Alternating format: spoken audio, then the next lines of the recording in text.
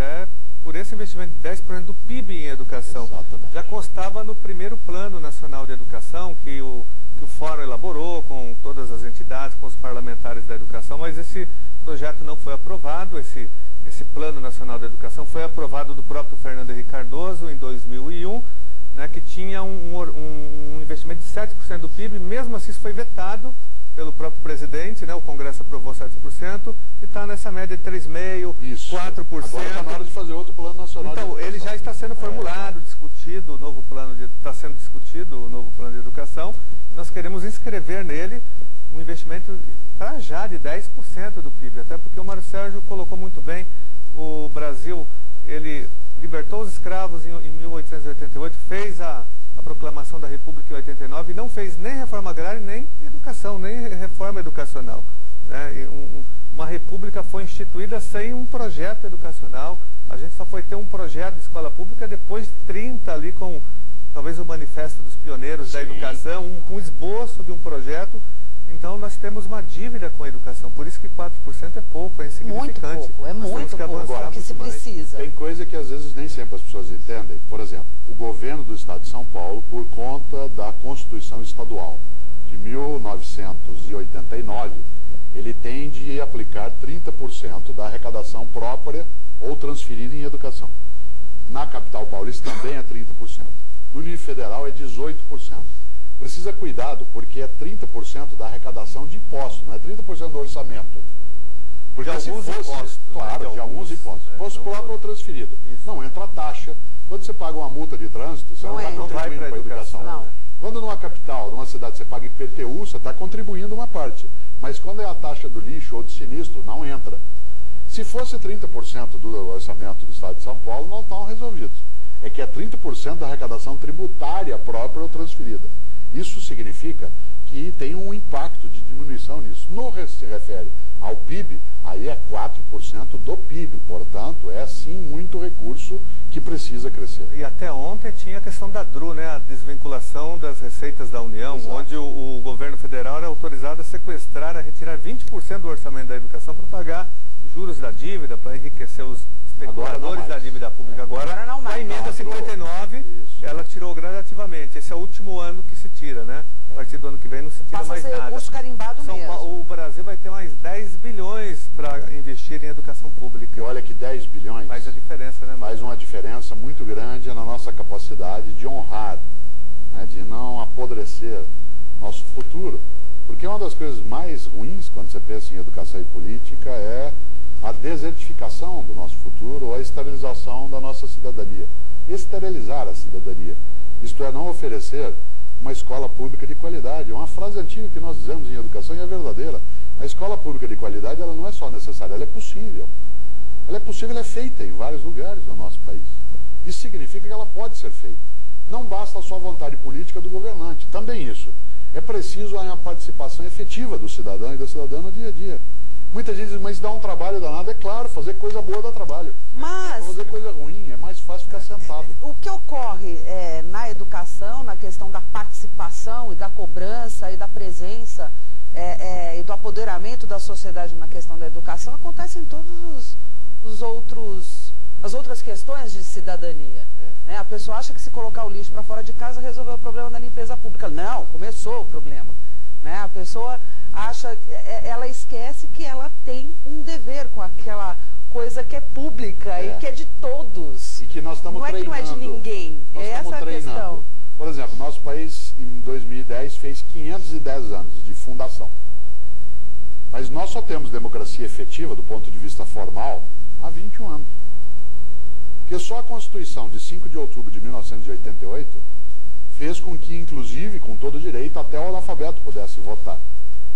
Dá 21 anos de democracia. Pois é. Na nossa parte anterior, nos momentos que houve eleição, primeiro que o analfabeto não votava. Tem gente que não avalia o impacto que isso tem. Mas, por exemplo, em 1950, quase metade da população brasileira não era alfabetizada. Na primeira eleição do professor Fernando Henrique Cardoso, na primeira, de cada 3 eleitores adultos, 1 era analfabeto. Isso na primeira eleição. Portanto, em 1994. Depois nós tivemos uma mudança, mas os dados do Tribunal Superior Eleitoral mostravam que se registrou como analfabeto um terço de quem fez eleição. Agora, quando o Brasil ganhava o tetra, nós tínhamos aí de um terço de eleitores. Portanto, é claro que essa participação ela é necessária, mas nós estamos treinando. O que não dá é para deixar o povão na beira do campo, só ensaiando, aquecendo, sem entrar. Sérgio, nós estamos falando em população, nós estamos discutindo hoje aqui em São Paulo, e vamos iniciar a discussão também no estado de São Paulo, pela aprovação e construção do plano de educação, plano estadual e plano municipal de educação. E uma das discussões mais acaloradas é em relação à organização em ciclos do sistema escolar e da progressão continuada, que é um tema extremamente polêmico, né, que nós discutimos.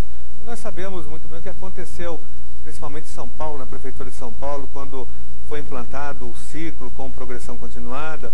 Houve antes toda uma discussão na rede, houve uma reforma educacional, nós alteramos o Estatuto do Magistério, ele foi muito melhorado para que houvesse a implantação.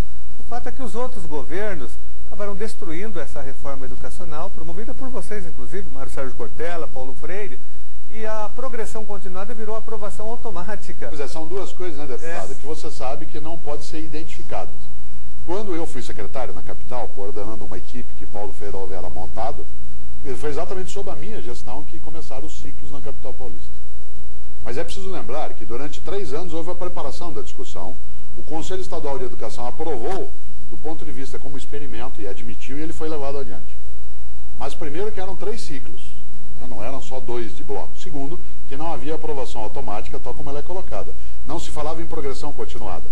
Eu sou um defensor de ciclos, mas não sou a favor de aprovação automática. Quer dizer, a ideia do ciclo não é criar o passa fácil.